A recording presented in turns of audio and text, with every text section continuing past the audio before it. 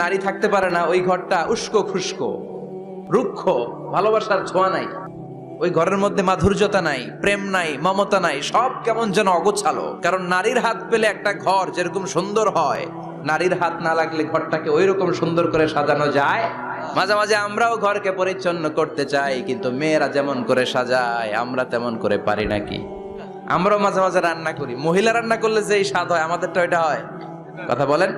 এজন্য আল্লাহ বললেন ওয়াকারনা ফি বুয়ুতিকুন্না, ঘরে থাকবা, পুরুষরা থাকবে বাইরে, তোমরা প্রয়োজনে বাইরে যাবা, আর পুরুষরা রাত্রি বেলায় বিশ্রামের প্রয়োজনে ঘরে আসবে। কার কথা?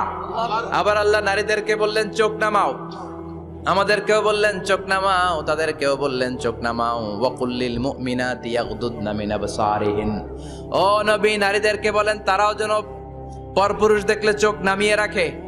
ওয়াহফাজনা ফুরুজাহুন্না, তারা যেন তাদের প্রাইভেটসকে হেফাজত করে। ওয়ালা ইউবদিনা জিনাতাহুন্না ইল্লা মা যাহারা মিনহা, দেহের সৌন্দর্য যেন বের না করে দেয়। ওয়ালিয়াদরিবনা বিখুমুরিহিন্না আলা জুয়ুবিহিন্না, আর তাদের বুকের উপরে যেন একটা চাদর নামিয়ে দেয়। সুবহানাল্লাহ। ওড়নাটা যেন